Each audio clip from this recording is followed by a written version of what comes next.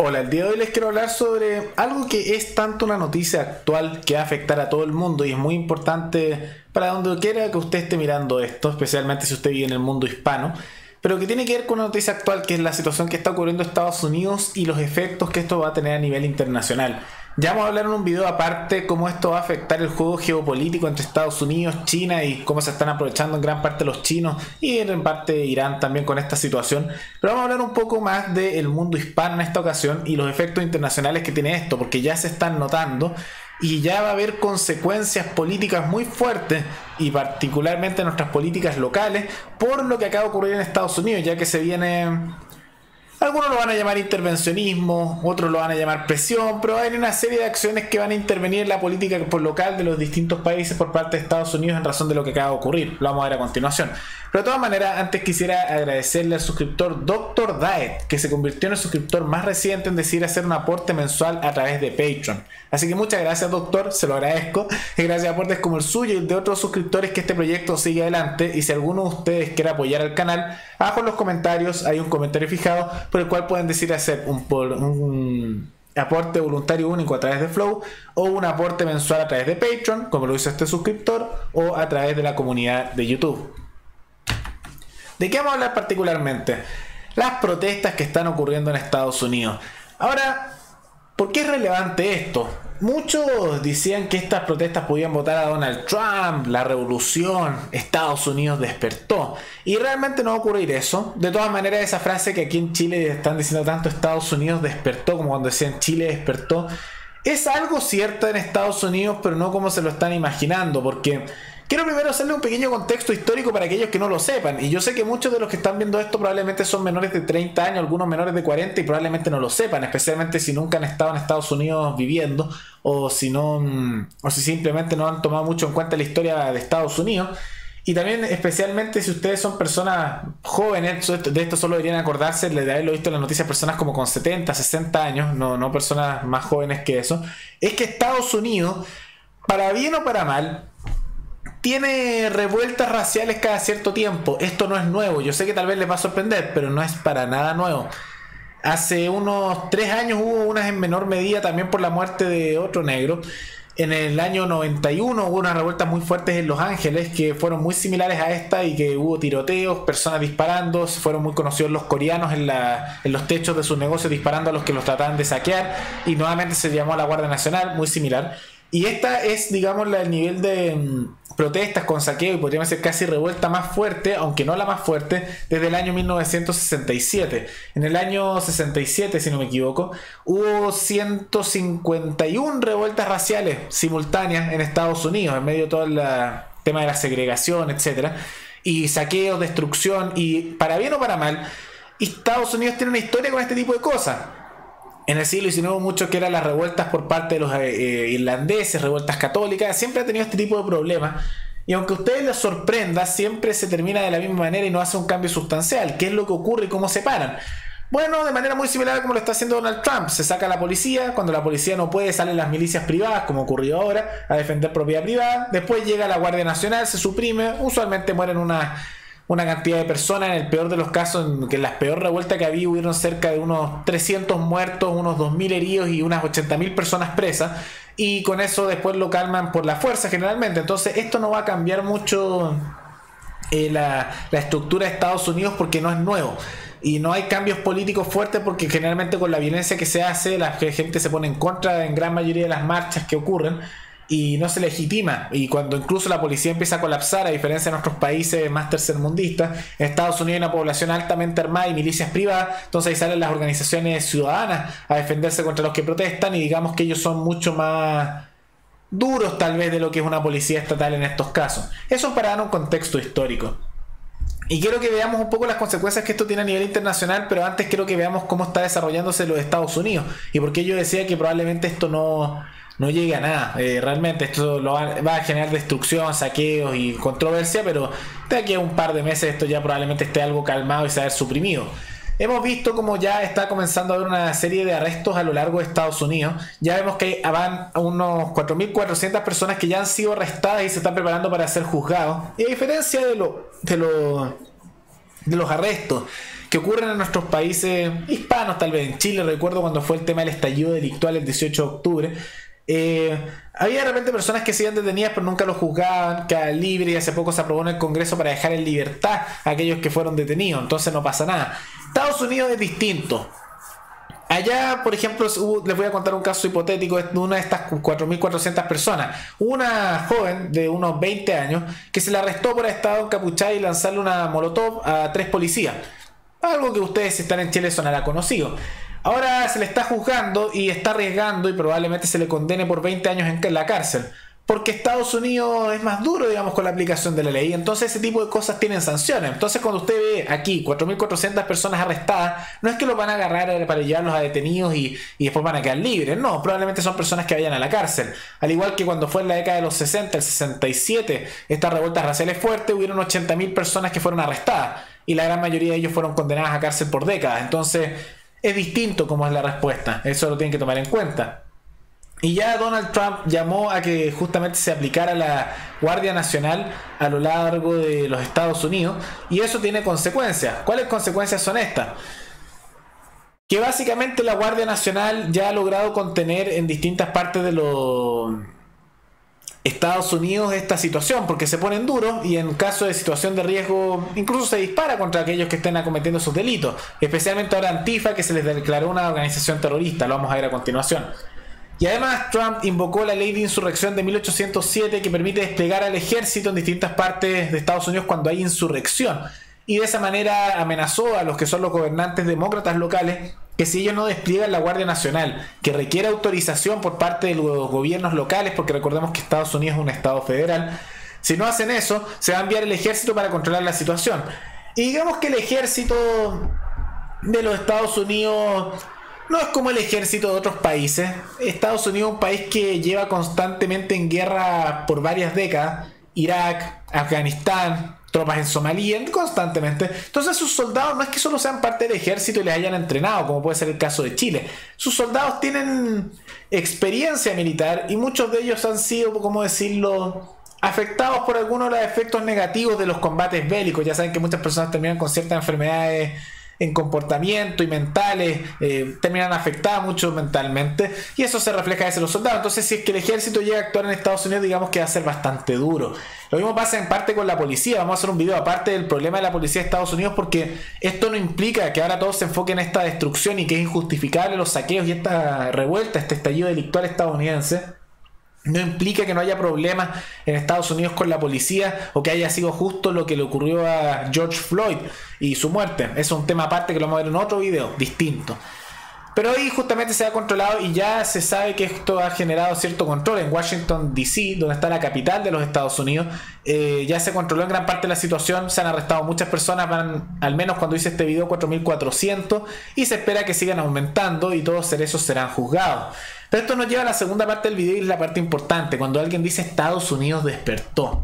Y yo coincido de cierta manera, pero no de la misma manera que lo entienden ellos. ¿Por qué? Porque este despertar no es como dicen de una revolución o el pueblo, que son palabras que tanto les gusta repetir a los colectivistas, sino que es el despertar de un gigante dormido que, bueno, cuando despierta es bastante duro. Y esto me recuerda un poco a la frase que los japoneses dijeron cuando se dio el ataque a Pearl Harbor, que muchos decían que con esto despertó al gigante norteamericano. Y algo similar está ocurriendo. Esto acaba de despertar, gracias a la respuesta de Donald Trump,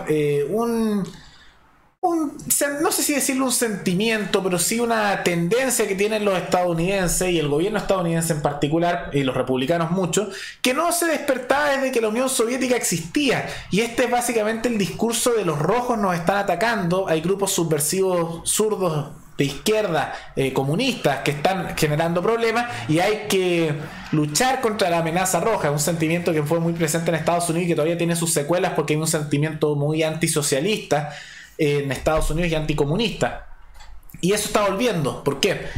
Porque esto, lo sepan o no, fue un error garrafal por parte de gente de izquierda empujar este tipo de cosas o justificarlas, porque acaban de causar un par de cosas. Uno, se acaba de declarar a Antifa como una organización terrorista en los Estados Unidos. Eso punto uno. Pero no solo eso, sino que también se vio como simultáneamente, y eso hace sonar que no fuera espontáneo porque no lo fue, surgieron personas apoyando el tema de este mismo discurso de Estados Unidos protesta, y en el caso de Brasil también aparecieron muchos antifa y empezaron a aprovechar esa situación para pedir la renuncia de Bolsonaro. Algo similar ocurrió en el Reino Unido, donde empezaron a manifestarse en masa. Se ve dentro de esas marchas y esa organización, sea por un tema que lo organizan o porque simplemente participan y se suman a gente de grupos antifa, que siempre ustedes lo conocerán, están de negro, con sus banderas negras y rojas, Molotov, todo ese tipo de cosas. Y también vieron que en el Reino Unido, y así se repite en muchos países. Entonces, ¿qué está ocurriendo? Que ya anunció el FBI que, como se declaró a Antifa como un grupo terrorista, esto ha generado que se les está investigando, y ya anunciaron que en todos los estados de Estados Unidos ya tienen detectados a cientos de miembros y dirigentes de células de Antifa, porque es algo más descentralizado, que están siendo preparados para ser metidos a la cárcel bajo ley terrorista. Y tienen que entender que la ley terrorista en Estados Unidos te arriesga décadas de cárcel, y además en muchos casos tú no tienes derecho a muchos de los que llamamos derechos a un juicio justo, por decirlo así. Te podría llegar que incluso te manden a Guantánamo, y para aquellos que sepan el detalle de lo que ocurre ahí sabrán qué significa eso. Pero eso no es solo el efecto dentro de Estados Unidos. Por eso digo que Estados Unidos despertó en el sentido que el gigante ahora está poniendo su mirada sobre personas que antes no la ponían. Y es que anunciaron el FBI lo dijo en parte, pero también el gobierno de Estados Unidos, que están investigando y van a vigilar las conexiones y efectos internacionales que tenga este tipo de organizaciones terroristas. ¿Qué significa eso? Que probablemente, ya se dice que se está investigando, se va a mirar que como esto fue algo que afectó a Estados Unidos, van a ver como que esto fuera una organización internacional, sea cierto o no. Se va a investigar y se va a intentar purgar a nivel internacional en todos los países donde Estados Unidos tiene una influencia, es decir, parte de su esfera de influencia, a esta organización que ellos consideran terrorista. Porque sea el equivalente o no, ahora se está poniendo a Antifa y a todos los que son parte de cosas asociadas, y por lo menos aquí en Chile se les ha justificado mucho por parte de políticos, medios, etcétera. Eso se le está poniendo al mismo nivel que organizaciones como puede ser Al-Qaeda, organizaciones que también para los estadounidenses son terroristas.